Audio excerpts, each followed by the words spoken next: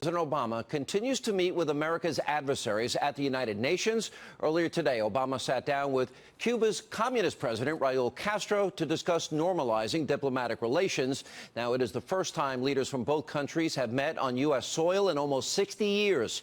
And yesterday, President Obama also held talks with Russian President Vladimir Putin to figure out ways to end the crisis in Syria and combat ISIS. Now, President Obama also shook hands with the Iranian foreign minister, making it the first handshake between a U.S. president and Iran's top diplomat in more than 30 years.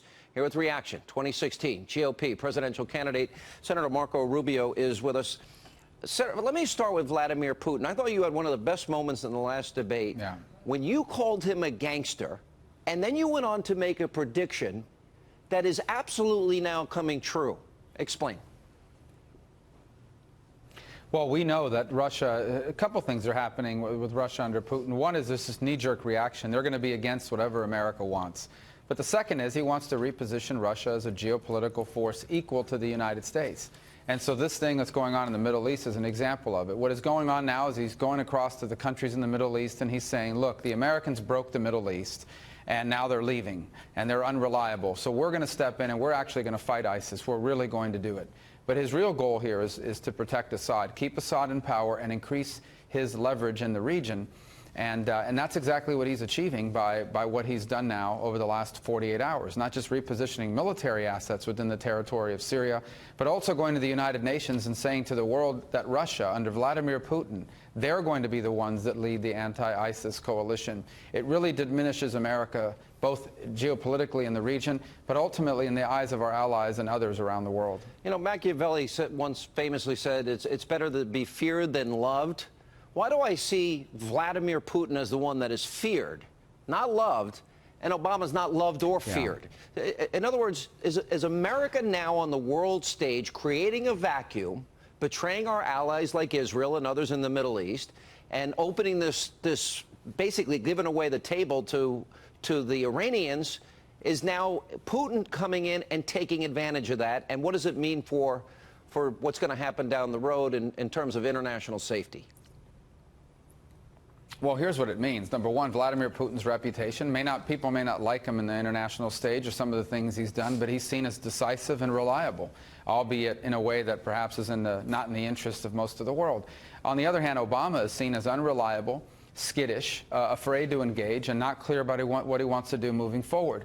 And what Barack Obama does not fundamentally understand and has never understood is that in the Middle East in particular, weakness is an invitation for further aggression. And that's how America under Barack Obama is viewed right now by many of the nations in the Middle East, as an unreliable country, maybe even a country in decline, but most certainly a country run by someone who they view as unreliable and weak.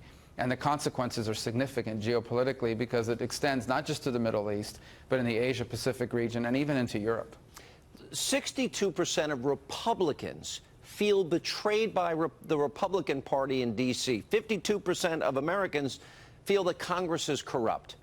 You're in the middle of negotiating a continuing resolution in the Senate and the House, and the issue of Planned Parenthood's coming up.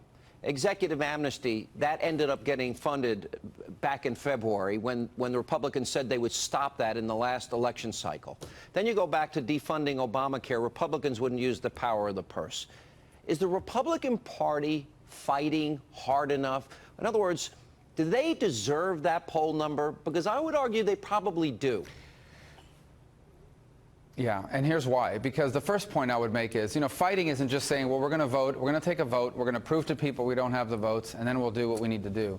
That's not what fighting means. What fighting means is we've decided we're not going to fund this organization. These videos have exposed them for who they truly are. And then you spend weeks and months making the argument to the American people. This is why we're not going to do this. And you win that argument, or at least you do the best you can to try to win it. They didn't even try to do that. In essence, they put a few press releases out saying, oh, we're against this is an outrage. Then they took a show vote, and then ultimately nothing happens. And that's the point. It's come now to the point where the leadership, unfortunately, in both parties, but there's those who now believe that we can't win an argument. We can't win going out there and advocating for these positions with the American people We can't win this public debate, so let's not even try. If you from the very beginning say, we're going to do the best we can, but there's no way we're going to win, in essence, you've already given up and you've created an invitation for this sort of thing to happen. But how do we solve this? So that's my problem. We should have said early on, we're not going to do it. All right, but go ahead, I'm sorry. Republicans ended up funding Obamacare. They have the power of the purse. That's how I read the Constitution. I believe you'll probably end up funding Planned Parenthood, just like you funded illegal, unconstitutional executive amnesty. Boehner has now pretty much been pushed out, as far as I'm concerned. He's leaving. We'll check in with Kevin McCarthy tonight. But is Mitch McConnell fighting? Does he need to go? Well, look, I'm not calling for that right now, but I am saying this. We need to do a better job up front of saying this is what we're doing, and this is what we're not going to do, and here's why. And in a sustained way over a consistent period of time, make the argument in the court of public opinion. And we're not doing that. But, Sean, you know, that's not going to change, by the way, in my opinion, until we have a nominee and ultimately, hopefully, a president that will do that. And right now, that's not happening. It's not happening in either house. And I think that's one of the things that's leading to this incredible amount of discomfort but that Senator, now exists among the base of the party and America at large. Wasn't 2014 the election was give us the Senate, we'll stop the illegal, unconstitutional executive amnesty? That was the whole campaign. That's was exactly about right, that, and that's why people are so angry. Yeah. All right, let me ask you this. That's why people are so angry, because they said, we gave you the House, we gave you the Senate, and Obama keeps winning. There's in many ways this presidential campaign is the year of, I would argue, the insurgent candidate. You do the best among, I would argue, the non-insurgent candidates. Is that a fair characterization?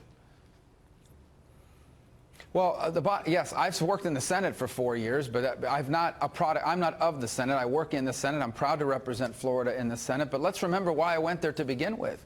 I went to the U.S. Senate because I didn't like the direction of this country, and I didn't think either party was doing a good job in that regard. And that's the same reason why I'm not running for re-election, and instead I'm running for president, because I'm convinced now more than ever that we're not going to get this country on the right track until we put someone in the White House that is going to do what needs to be done. It takes presidential leadership to achieve these things. Well, you've had a significant increase in the polls, especially after the last debate. I'm sure that makes you happy.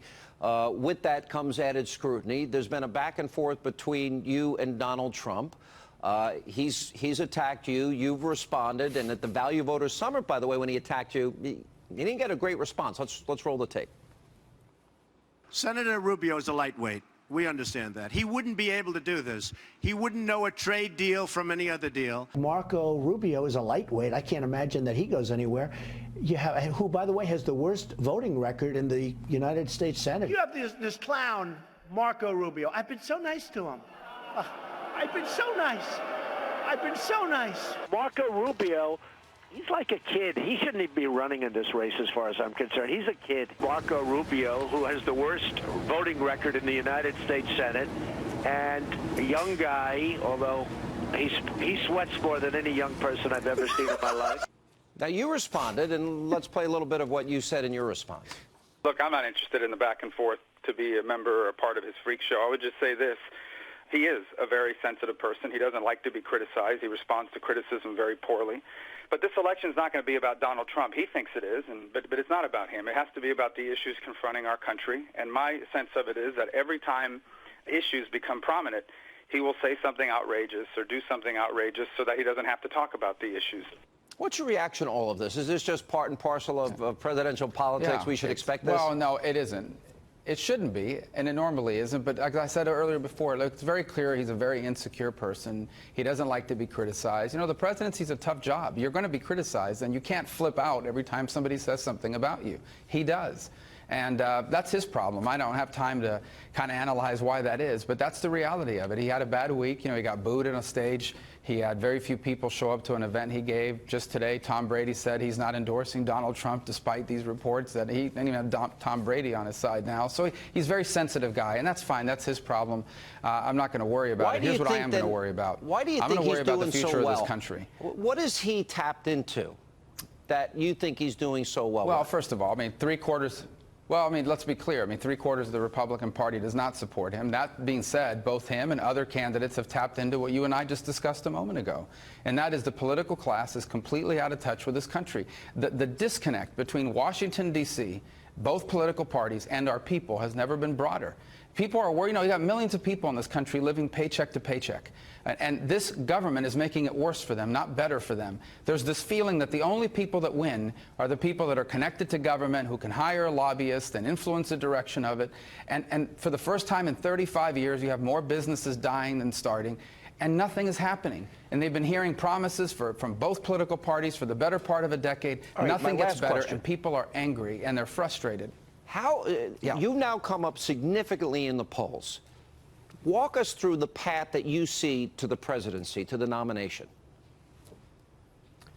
Well, I've always believed these campaigns are about going out and telling people who you are and what you will do. In essence, telling people where we can go as a country and showing them what it's going to take to get there. And look, I don't think there's a federal government answer to every one of our problems. I believe in a limited government. So I want to make America the best place in the world to create the best jobs of the 21st century.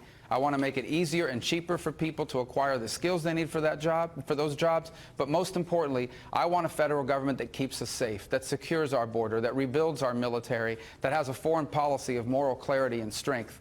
And that's what my campaign is all about. And I've outlined clear ideas about how to achieve it. That's what I'm going to keep doing from now until the votes are cast. And I am very confident, Sean, that if we do that consistently and effectively, that we're going to be the nominee. But it's going to take a lot of hard work. It's a very competitive field, but I feel very optimistic about it. 4 months is an eternity in politics. There's no doubt about it. Senator, we always appreciate your time. Thanks for being with us. 4 weeks is an eternity. Yeah. That's Thank true. you. Never mind 4 months. Good point.